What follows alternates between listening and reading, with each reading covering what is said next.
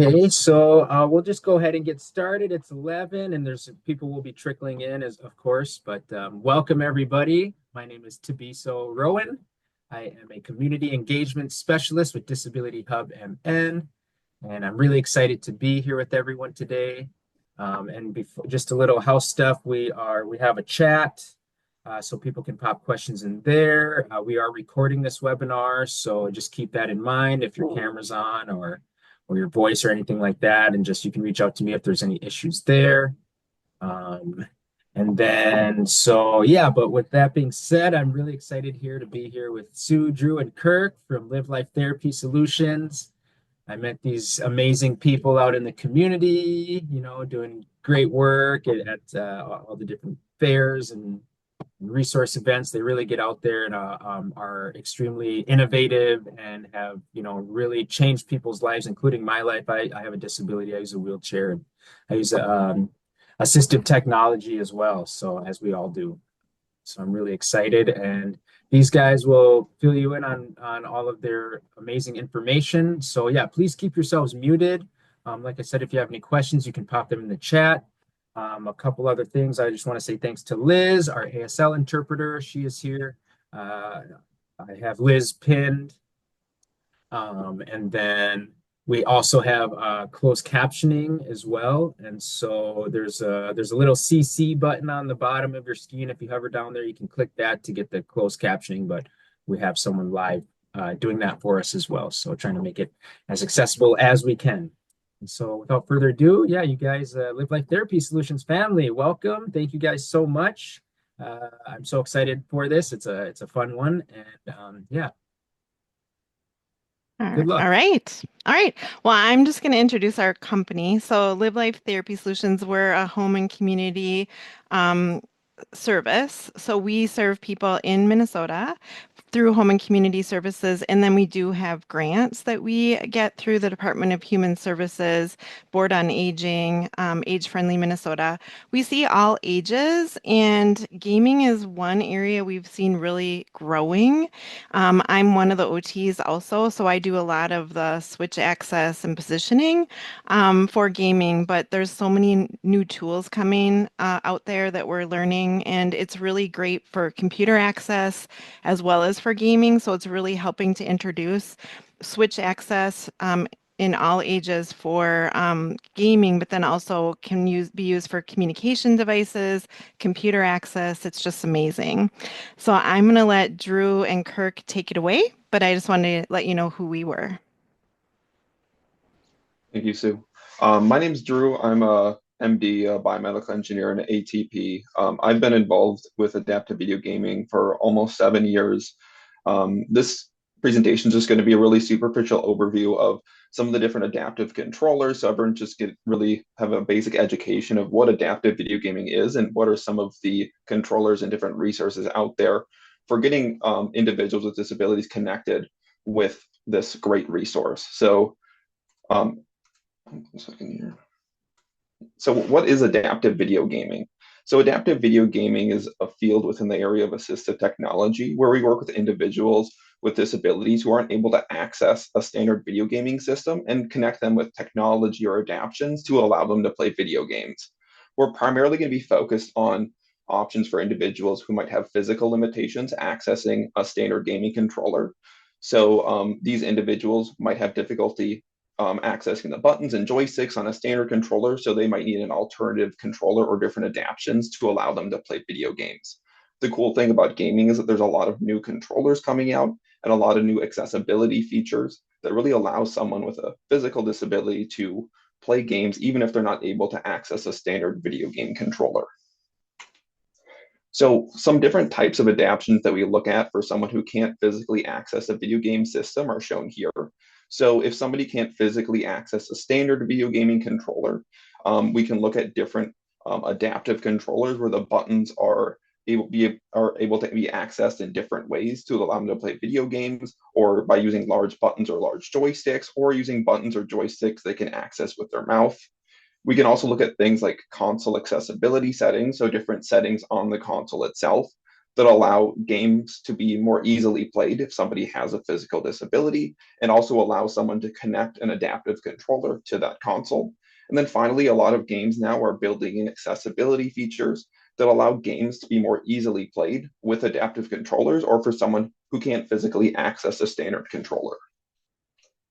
So before I get started and talk about some of the different controllers, I always like to show a little video of people using some of the different adaptive controllers. So people can see kind of a variety of the different adaptions that are out there and how somebody can use some of these controllers to play video games.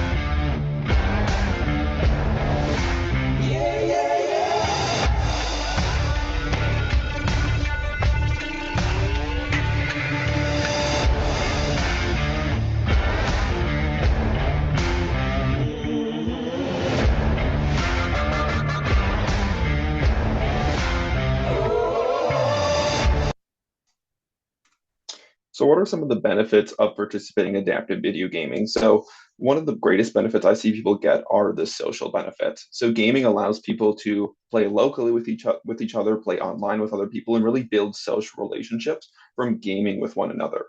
There's also a lot of functional benefits of adaptive gaming as well, because a lot of this equipment can be used for things like computer access. So somebody can use it for school or work, and it also can be used to control their phone or other things in their environment. So a lot of this gaming equipment can also be used for other activities of daily living. And overall, gaming improves quality of life because people get increased social interactions, they get to participate in activity they enjoy, they get increased independence, and overall more fun in life. So just because this is a really superficial overview of gaming, we don't have enough time to go over every little thing in the field of adaptive video gaming because the field is growing so much and we can't go into all the nitty-gritty details. One resource I wanted to share with everyone is Gaming Readapted, which is a website I created that provides as an educational resource for adaptive video gaming. It'll go in more detail than we can during this presentation on all the controllers that we talk about, in addition to more controllers. It also has YouTube videos linked that show how to set up the different controllers and how to get them set up on different consoles and how to order and set up and adjust settings on the controllers and also different resources for getting different adaptations for the controllers. So if you're wanting to learn more after this presentation, this is a good resource to go back to that has all the information plus more that we're going to cover during this presentation.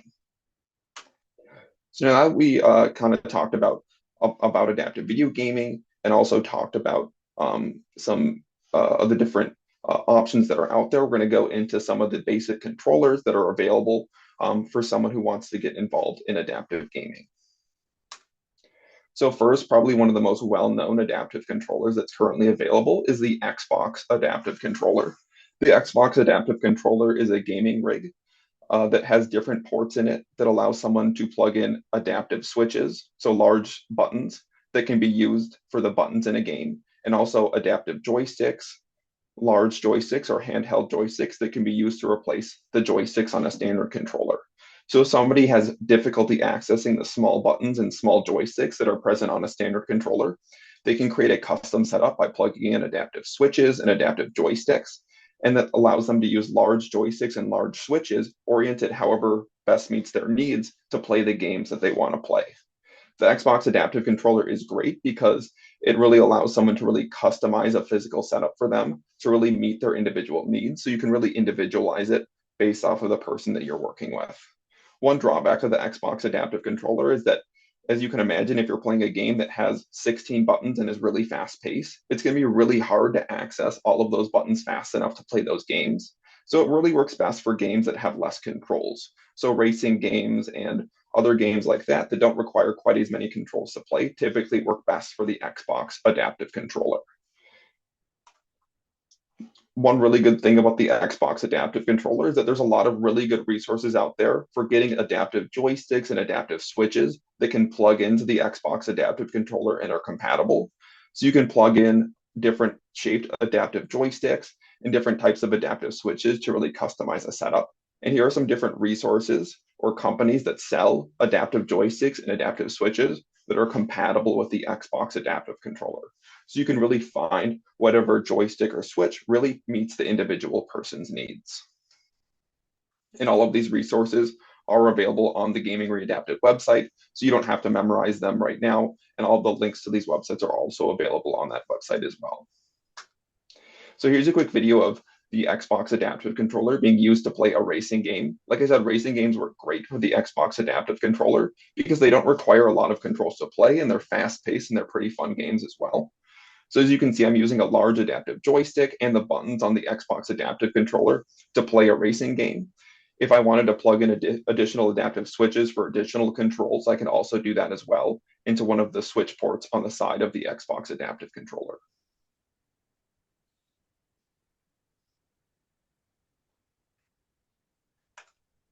Now I'm going to transition to talk about a little bit of a different type of adaptive controller, which is the quad stick. So for someone who might not have good upper extremity movement to access joysticks and switches, and maybe would benefit more from a controller that they can access with their mouth, the quad stick would be a good option. So the quad stick is a head-controlled video game controller that allows someone to play video games just using their mouth. It has 4 components on it. It has a joystick, and the user places their mouth over the mouthpiece, and they can move the joystick by moving their neck and lips to move the joystick on the device. There's a mouthpiece with 3 holes on it, and the person can sip and blow into the 3 holes for different controls in the game. There's a button that sits below the mouthpiece, and the user can access this with their lower lip for an additional control. And then there's a tube that comes off the side of the quad stick, and this can be used to switch between different gaming profiles that are really optimized for whatever game they want to play. The great thing about the quad stick is that you can program pretty much anything you want into it. So you can really customize the controls and really program it and set it up for a specific game. This allows someone with a high level spinal cord injury or someone who might not be able to access a controller with their hands, be able to use their mouth to play virtually any game if it's programmed correctly. Like I said, the great part about the quad stick is that it's really customizable compared to some of the other adaptive controllers. So here's a quick video of someone using the quad stick to play a pretty complex video game just using their mouth.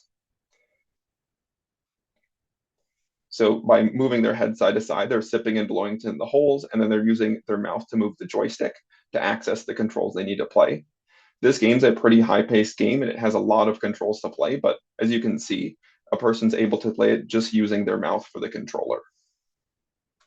You can also plug in adaptive joysticks and adaptive switches into the quad stick. So this individual is using an adaptive joystick with their right hand and an adaptive switch with their left hand, in addition to using the quad stick with their mouth. And this allows them to access even more controls using different parts of their body. And once again, this is a pretty complex game as well, and this person's able to play it pretty easily just using the quad stick and the different components plugged into it.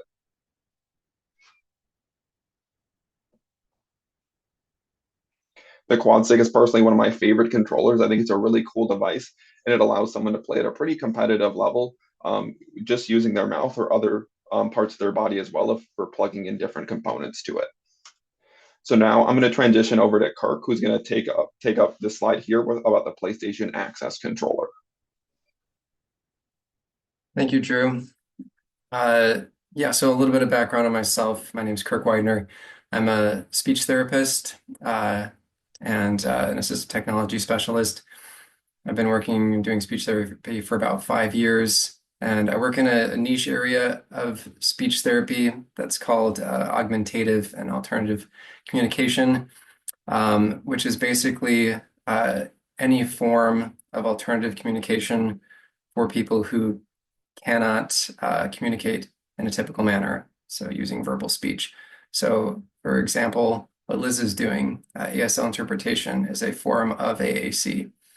It's a natural form. I tend to work more with the technical forms, which is using communication programs that an individual will access. So if you're unfamiliar with this kind of thing, you can imagine a grid of words or pictures or symbols or even phrases on a touchscreen tablet. That's usually what it looks like, and that will allow a person to communicate. So you may be wondering, like, how does this relate to gaming?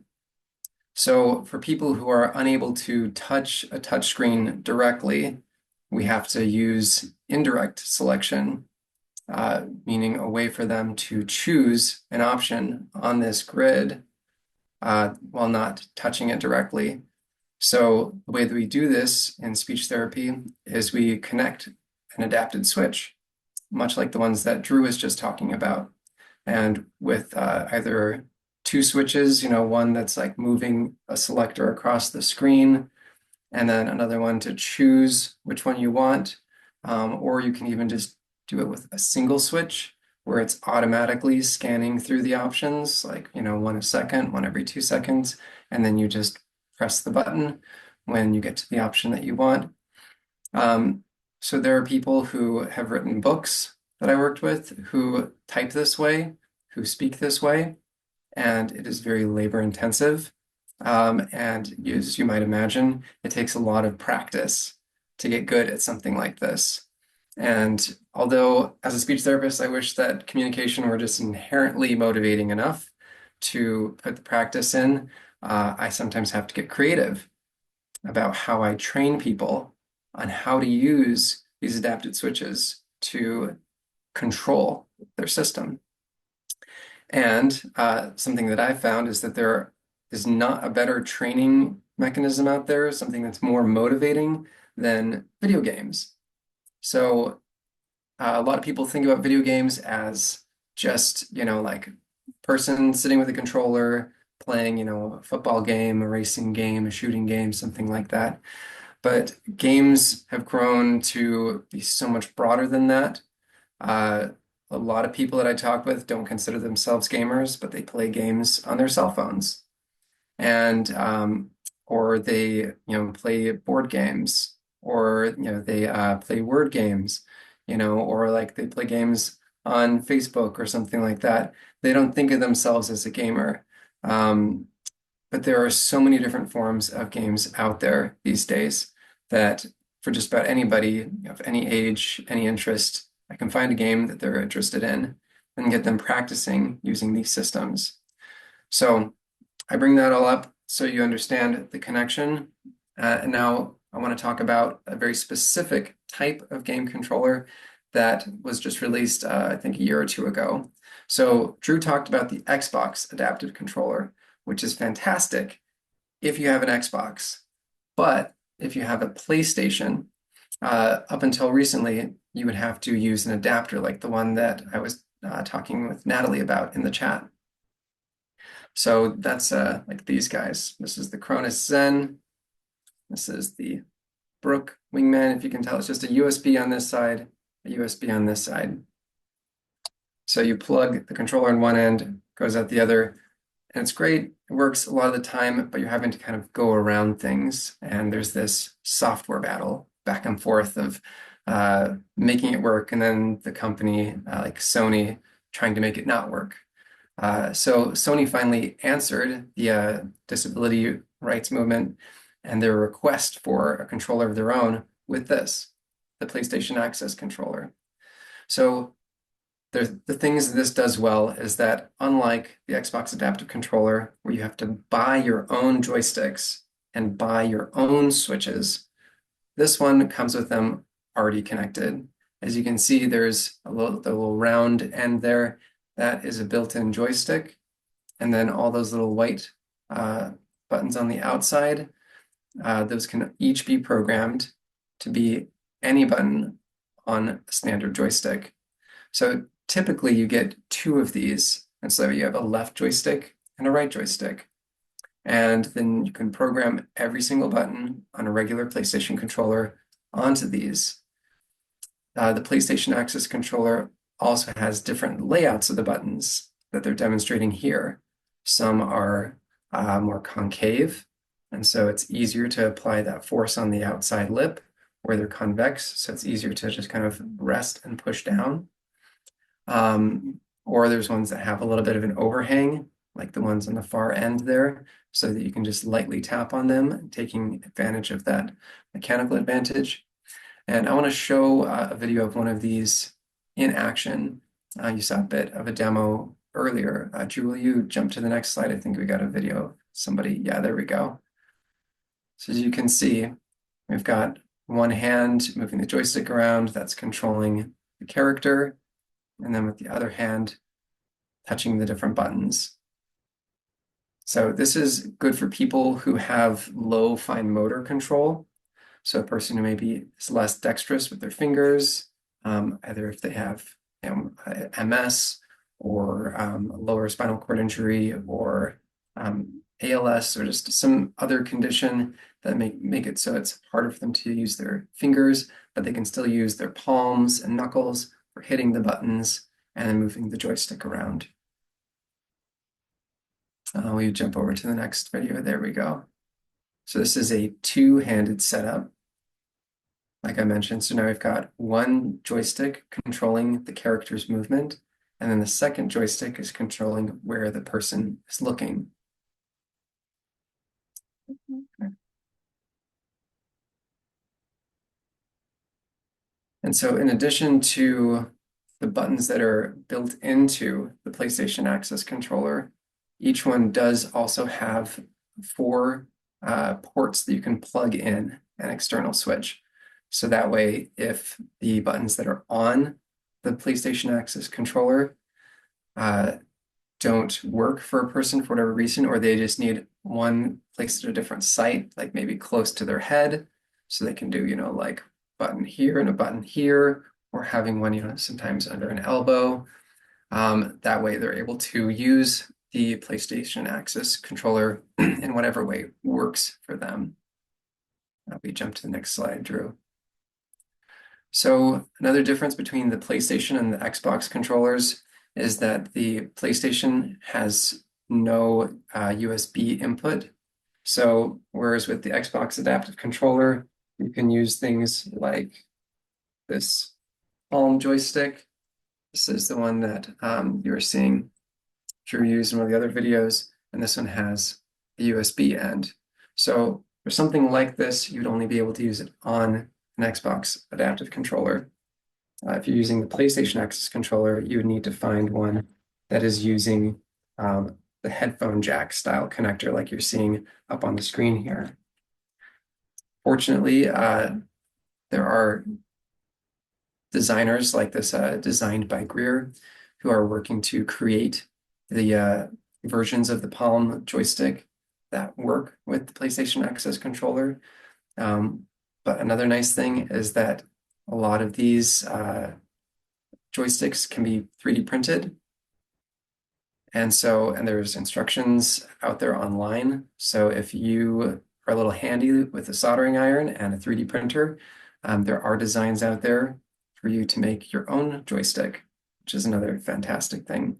So what I like about both the PlayStation Access controller, the Xbox adapter controller, and the Ori Flex, like I mentioned to Natalie, for the Nintendo Switch, is that they just give us so much flexibility when we're working with somebody to find the type of joystick, type of directional movement that works best for them, whether that's their finger, whether that's their palm, whether that's their mouth or their head, their chin, anything that we can find that is a good range of movement for them, then we can put a joystick next to that. Anything that they can articulate, whether that's fingers or hand, head, or just blowing air, like with the quad stick, we can find a switch that works for that. A little corny saying I have is, if you can dream it, you can switch it. So like, here's a couple options of adapted switches as well. So like, this is a larger jelly bean style switch, as they call them. This is a spec, SPEC style switch. This is an ultralight. And then something like this, people may not be familiar with. This is a ribbon switch. So just little bends can cause an activation of a button, all the way up to something a little bit more advanced, like this, which is called a twitch switch.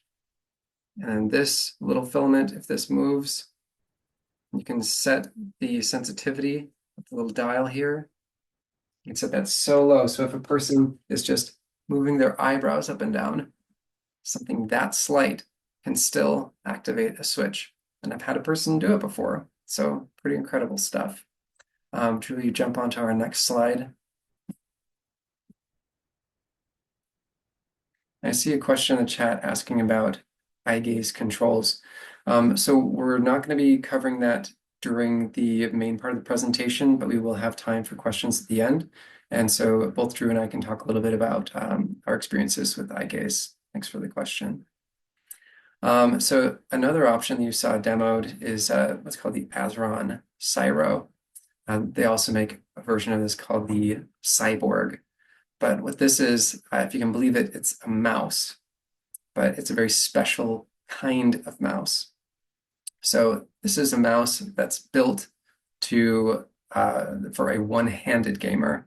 So a couple of my clients just only have one functional hand for using. And so with something like this, they can move the mouse around, move their character, and then they've got a thumbstick that they can use for moving the camera angle around. All of those white buttons that you see on the right side, those can each be programmed to perform different actions. And for a shooting game, that might be firing the weapon, reloading, picking up ammunition, opening a door. And then you've got even on the very, very top there, that's a little forward direction button that you can program for performing, like a D-pad, up, down, left, and right. You can also program it for different actions. The nice thing about this is that it is also just a computer mouse. So even though it's designed for games, it is also usable for just controlling a computer. And you can map each of those same white buttons under a different profile to perform actions like opening programs, muting and unmuting your microphone, turning your camera on and off in Zoom. So a person, again, gets practice with this type of tool in a gaming context, and then they can apply it to a more professional context, like using a computer or using a communication tool like I mentioned earlier. Drew, will you jump onto the next slide?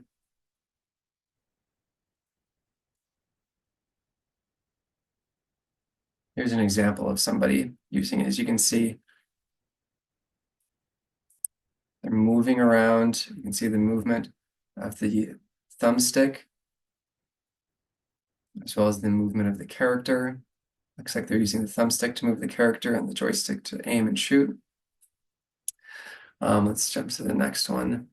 This is a really fascinating, exciting new controller that is just coming out now. We just got our hands on one. This is also designed to be a one-handed joystick and controller.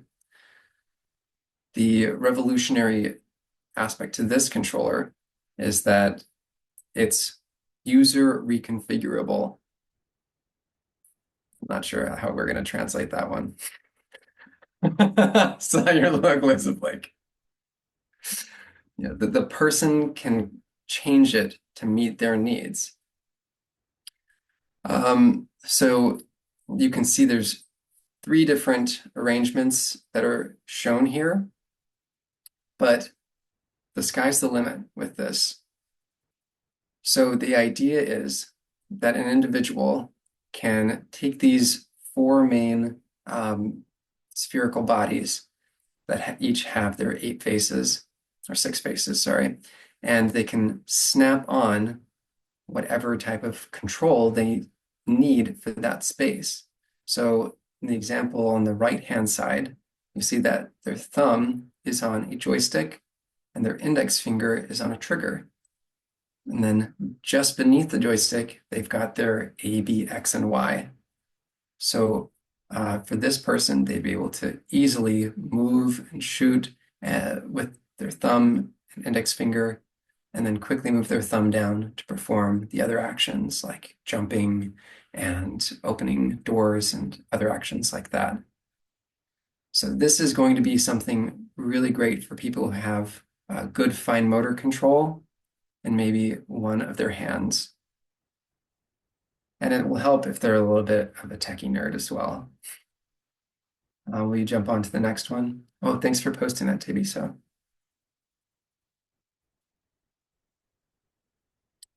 great. So that's the main controllers that we wanted to show off today. There's a couple of demos that we can do here.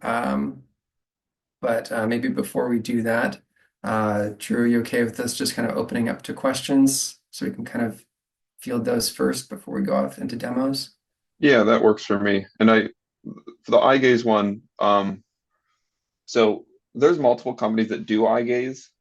So eye gaze isn't my first choice for gaming. So if somebody has an existing eye gaze device and they want to game through their eye gaze device, there's a few different resources. iMind, eye gaze games are two resources through Special Effect, and those games are specifically built for eye gaze. If somebody wants to play on a console, it's really tedious and difficult to use eye gaze alone to play video games on a console. The Hori Flex does allow you to game on like the Nintendo Switch using eye gaze through a program. It's very complicated to set up. And because those games aren't specifically built for eye gaze, it could be a lot of times difficult to access all the controls someone needs to play. So typically, it's my last resort for gaming, unless somebody has an existing eye gaze device and they're just using those games through Special Effect, where we can have a game that's specifically built for eye gaze, because then we can really make sure they're able to access all the controls that they need. Yeah, I agree with Drew on this one that I use eye gaze often for communication. For some people, that is their only option. But it's very challenging to get it set up where it's accurate enough for them to even be choosing buttons in a grid, unless they're very, very still and their staff are very, very consistent with how far away they're positioning the eye gaze bar. And there's usually a calibration process that has to happen every single time to ensure that you're getting it as accurate as possible. So for something that is more fast-paced or needs high accuracy, like a shooting game, it would be incredibly difficult to get someone using their eyes alone for that. And especially if eye control is all that they had, like Drew was mentioning, we'd have to have some type of an on-screen menu for performing the actions. And so they'd have to switch between moving the character, moving the camera, and then selecting options. That's not to say it's not possible. It's just it would be a pretty big challenge. I'm curious if there are other questions. Yeah, it's good to be suspicious of eye gaze. They tend to promise the world and deliver a sack of potatoes. And then I think also to add on to like the adapter question earlier as well. So an adapter, so a lot of these controllers, they're specifically built for a specific console. So like the Xbox adaptive controller is built for the Xbox. There are devices that are out there, and what essentially they do is they trick your console into thinking whatever controller you're using is for that console. So if I want to use my Xbox adaptive controller on the Nintendo Switch, I can get a little USB device and I can plug my Xbox adaptive controller into the adapter, plug that into my Nintendo Switch, and it'll trick my Nintendo Switch into thinking my Xbox adaptive controller is actually a Nintendo Switch controller. So all of these different adaptive controllers, for the most part, can be used on any console if you get the right adapter. So one really important thing I try to emphasize to people is that we never pick the adaptive controller based off of what console someone's playing on. We pick what adaptive controller best meets their needs, and then we find a way to get that adaptive controller to work with their console. Because if somebody's best adaptive controller is the PlayStation Access controller and they game on the Nintendo Switch, we don't want to limit them and not be able to access whatever controller best meets their needs. And there's a section on the Gaming Readapted website that shows which adapter you need to purchase to get your adaptive controller to work with whatever console you want to play on, to make that process a little bit easier, and video directions on how to set them up. Yeah, and I'll just second that for the Gaming Readapted website. It's a fantastic resource. I end up using it all the time. I search on Google or YouTube for like, how do I do this? And it's Drew just right there holding my hand, being like, all right, so take this, connect it to here. It's fantastic. It's an excellent resource. We're really grateful for it. And then, yeah, another situation that a lot of people don't think about is that sometimes an adapted gamer will have two gaming systems. Sometimes maybe they have an Xbox and a Switch, or an Xbox and a PlayStation. So what we want is for them to be able to have their perfect setup and be able to move between those two systems as easily as possible. So I have a younger client, an 11-year-old boy, who has an Xbox at his mother's house, and at his father's house, he has a PlayStation. So we needed to make sure that he could just bring his setup with him to wherever house he's at and be able to use it easily. So that's another situation where these adapters come in handy. Did we have other questions, or we want to jump into some demos? And I just wanted to jump on real quick. Yeah, I think it was Natalie asked at one point if she could get a copy of the PowerPoint, if they could get a copy of the PowerPoint. For being a host with Disability Hub, it's okay if you don't want to share that information. I am also, but I am going to drop your website once again into the chat. I know you guys do assessments and a lot of great work, and I know anyone can reach out to you that way and get information they need. So but yeah, that's something, if you guys have any way that, I know Natalie sounds like she's an esports major, which is amazing. I like seeing Sounds pretty sweet. collide. I'm sure she's going to be an expert, and already probably an expert. So it's amazing. Yeah, this is what it's all about. So yeah, any kind of contact I support that 100%. So I just wanted to put that out there. Yeah, I'll share the slides. A variation of these slides are floating around somewhere online too. So it's not none of it's new stuff. So I'll pop it. I'll see if I can pop a PDF of it in the chat. Thanks, guys. Awesome. So I wanted to show off just something that I think kind of ties this stuff together a little bit. So I'm going to be using the Xbox Adaptive Controller on my computer. So here's the Xbox Adaptive Controller. Forgive the long, janky wires. So I've just got it plugged in with the USB, and then I've got that Palm joystick I was showing you earlier, and I'm going to use it to play a simple, really adorable game called Donut County. So I'm going to try to share my screen. Okay.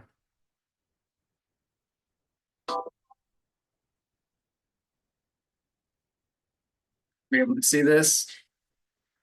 Yeah, okay. Yeah. So I'm moving this around. You can see the little white thing moving on my screen. And then pressing the big A button is how I click. So I'm going to keep going here. And then with this game, the objective is to just get everything into this little sinkhole. So I'm just moving this around. And you could imagine how, for a person who's maybe new to gaming or new to using an adaptive joystick, that this might be a nice, easy method for them to learn how to use it. They're just corresponding, okay, I'm moving up, and then the little hole moves up. Move down, and it moves down.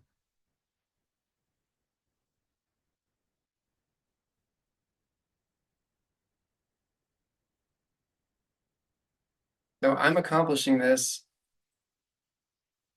with just the Xbox Adaptive Controller, this little mouse, and then there's a program I'm using called Controller Companion.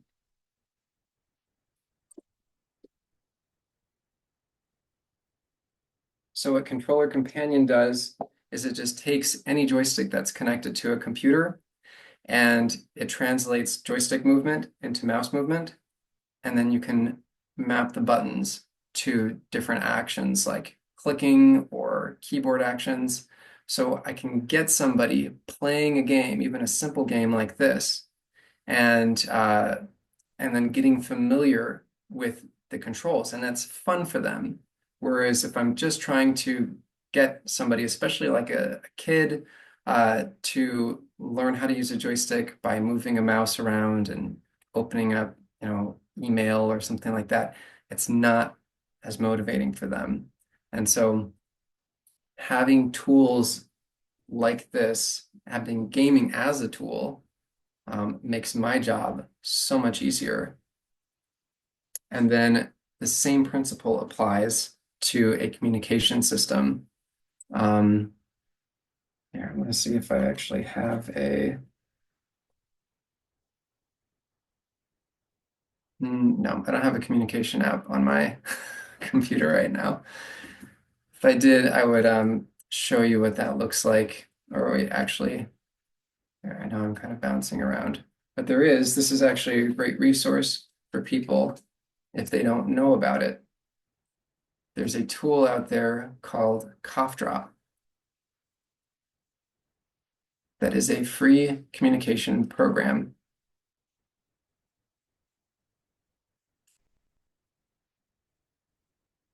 So, and it's based online. So a person can just jump into here, can just go to Cough Drop, and they can start using them. So like here's one right here. So this is just in my web browser. And again, I'm just using this joystick to move around. So you can see how I could start with having somebody play a game. It's really fun and motivating. They're clicking on targets. And then I transition them to something like this. And once again, they're just clicking on target. 2. Thank you. So again, making my job as a speech therapist a whole lot easier and making it a lot more fun and motivating for somebody to learn how to use a communication system.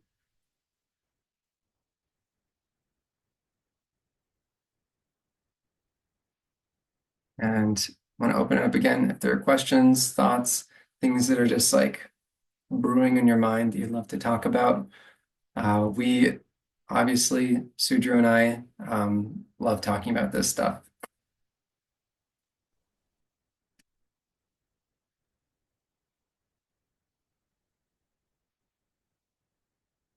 Thank you for posting that, Teresa.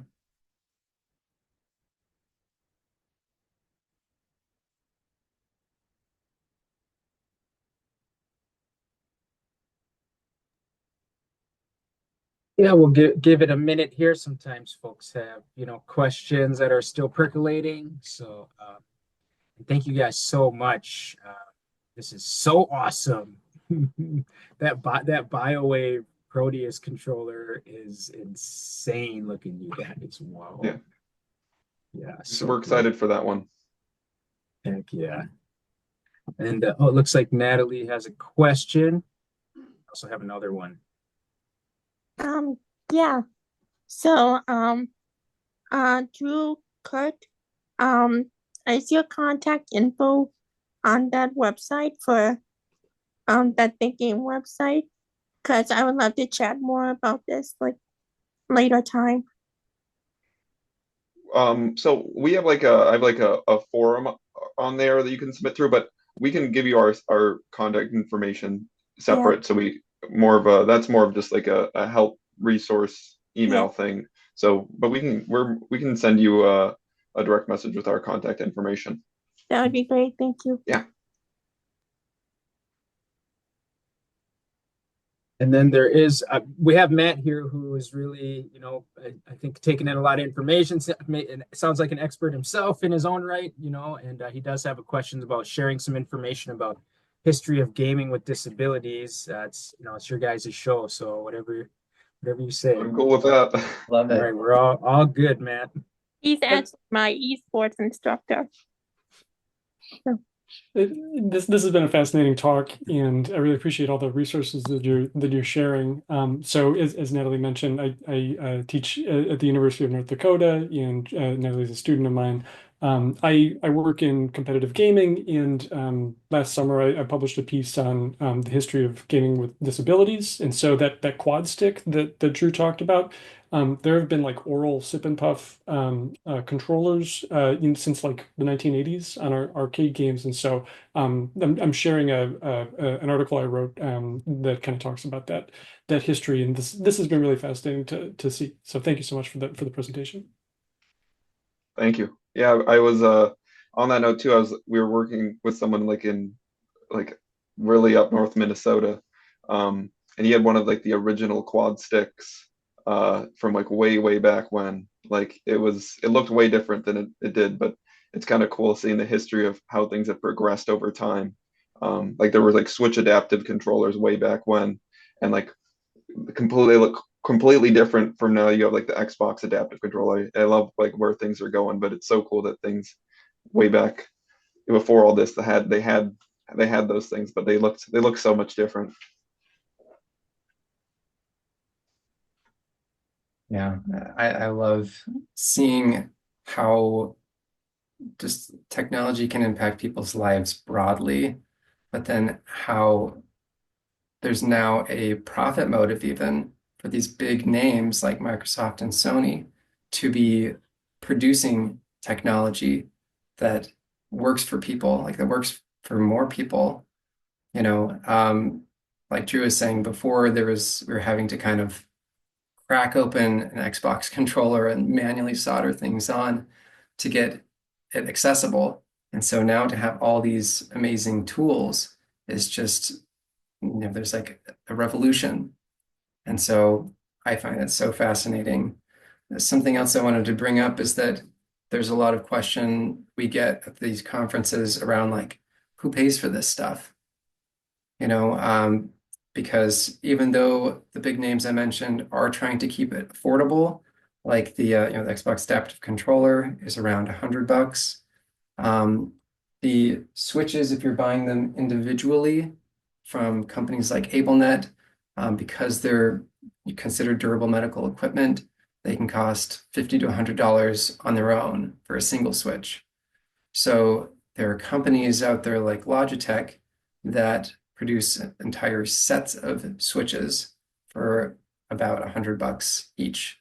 And so that's a really awesome thing if you're looking into some adaptations, starting with the Logitech switch set. That's a great place to start. But again, we don't want to burden families and individuals with paying for this stuff. So something that Sue especially has been helping advocate for a long time is going to these case management conferences, and helping to educate these case management companies on how this adapted gaming equipment is not just for entertainment, that it is for computer access, that it is for communication, that it is fundamental to a person's life, because everything is technology now. Can you imagine going a day without using your smartphone or without using your laptop? See Natalie's reaction, right? It's unthinkable. But for so many people, that's their day-to-day life. And so you can understand how and appreciate how essential having access to your phone or your laptop would be. And so we are, because of this amazing advocacy work that Sue's been doing, that Drew's been doing, that I'm now helping with, is getting this stuff covered by waiver funds. And when the waiver funds aren't able to do it, another amazing resource I highly recommend is the Able Gamers Charity. So they're a fantastic group. Whenever I just can't get something funded through a waiver, I reach out to Able Gamers. I can see Tabiso already Googling and getting ready to put that in the chat, so thank you very much. And they have their own grants that they are able to use to purchase adaptive gaming equipment, and they have staff whose job it is to train people on using adaptive gaming equipment. So they're just a fantastic resource. I use them all the time. They're such awesome people. I mean, they're literally paid to play video games and help other people play video games. So as you can imagine, they're pretty cool people. So again, there's options out there, and there's more all of the time.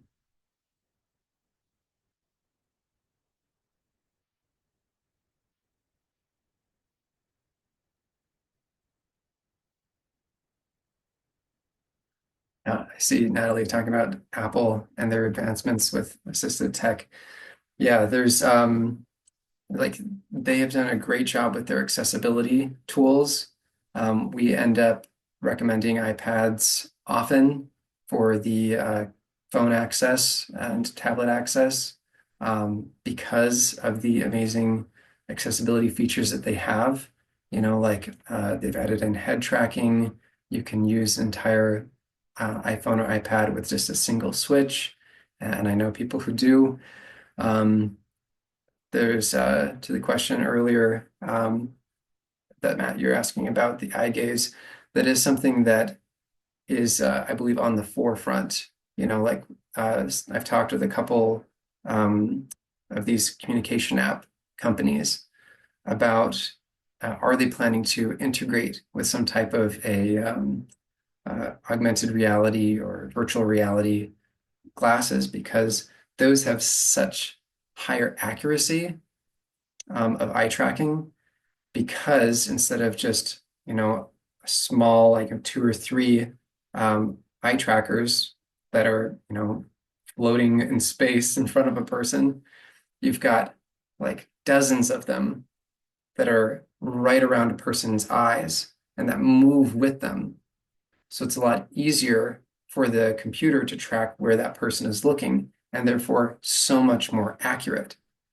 And so if we can take that accuracy and then map it onto a communication system, then that gives a lot of people, you know, with these high-level spinal cord injuries, or, you know, like really advanced MS, ALS, a new way to communicate that they've never had before. So there are a lot of really exciting advancements out there, and a lot of things to keep our eyes on, so to speak.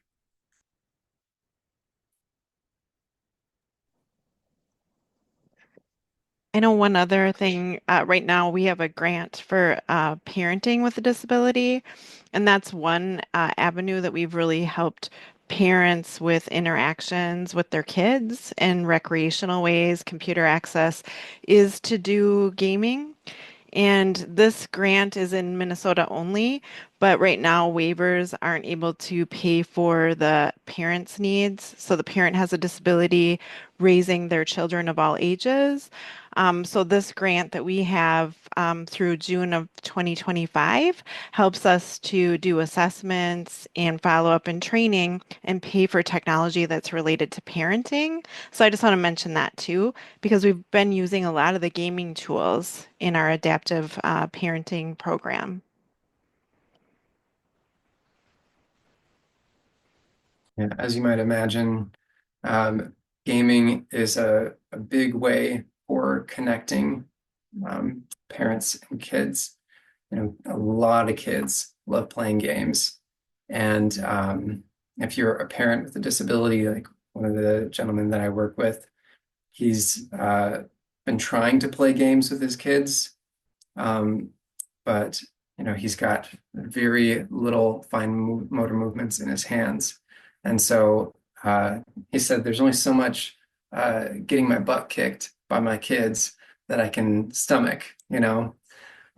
So we got him set up with a PlayStation Access controller, and now you should hear the smack talk that he lays down on his like 10-year-old and his teenage son, and they just have the most fun together, like playing NFL. He plays a lot of Hogwarts Legacy. He's a huge Harry Potter nerd, And every time I'm there, like he has green hair. He's dyed his hair green, and his character, he was so excited to make his character have green hair too. So it's, little things maybe, but like for him it was huge, So I like sharing the stories, of like just how important these little things really are.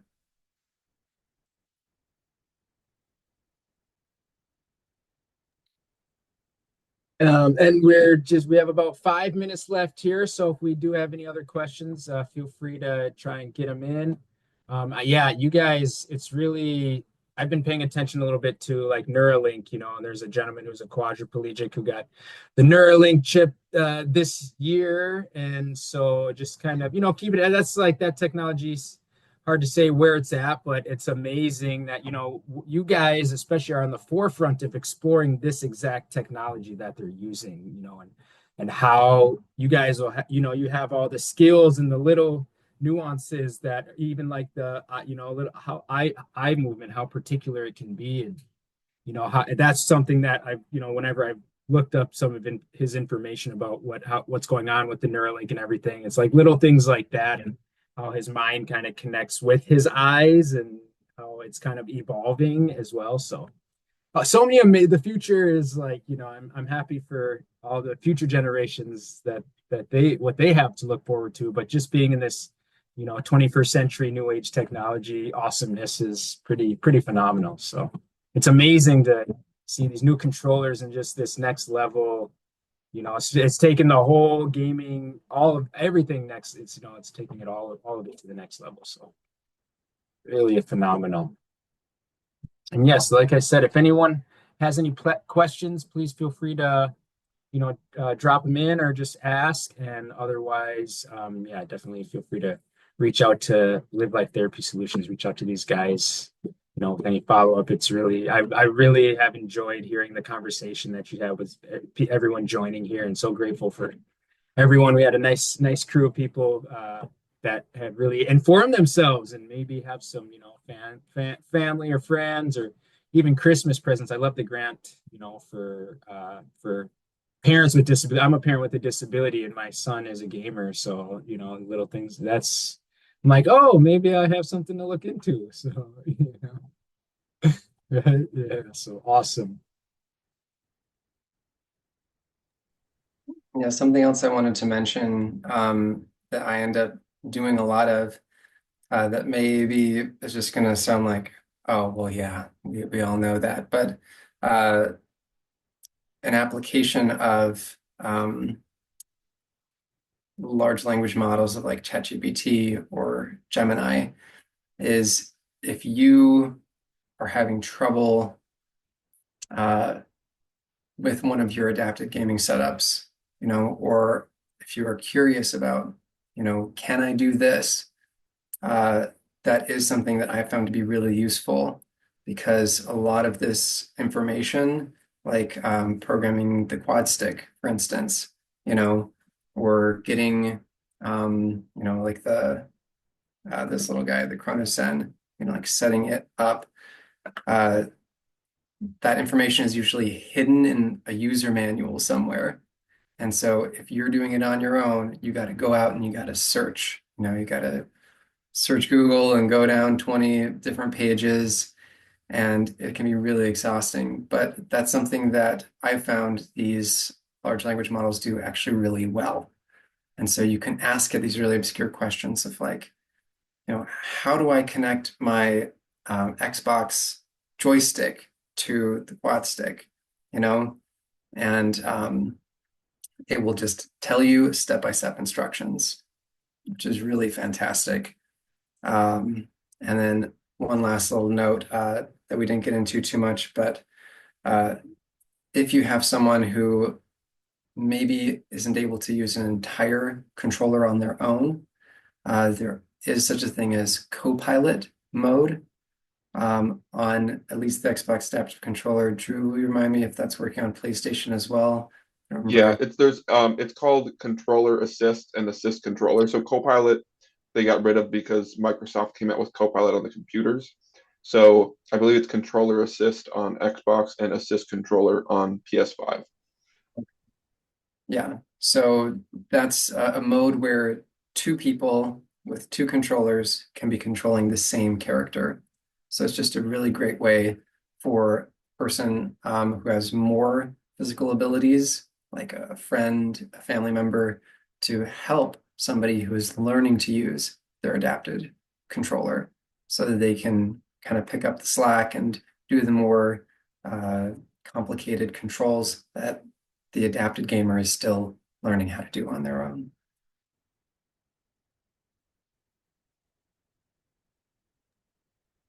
Awesome. Wow. Really fantastic. And thank you, everyone. We're getting some thank yous here from Steph and like that. Thank you to you guys so much. And thank you for all the information, Kirk. Yeah, but even ChatGPT, I just real quick, I remember, asking like how to create an eco village for people with disabilities. And gave me just this amazing, even 245D licensing and all of it was included in there. I was thoroughly impressed. So yeah, that makes perfect sense though, how to all the little pieces for setting up technology, I'm a musician too, so there's always chords and things going all over. So ChatGPT could help you set it up. Genius. It's good assistive technology. So once again, thank you guys so much.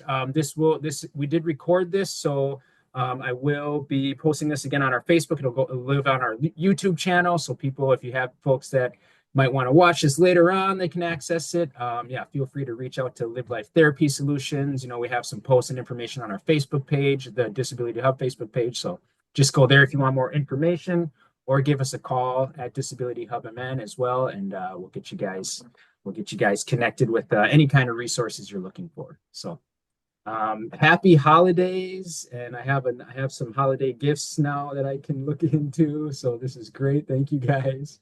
And yeah, once again, thank you to everyone here. Thank you to our ASL interpreter. Thanks, Liz. And thank you to our captioning, our CART services, closed captioning interpreter here. And yeah, I hope everyone has a great rest of your week.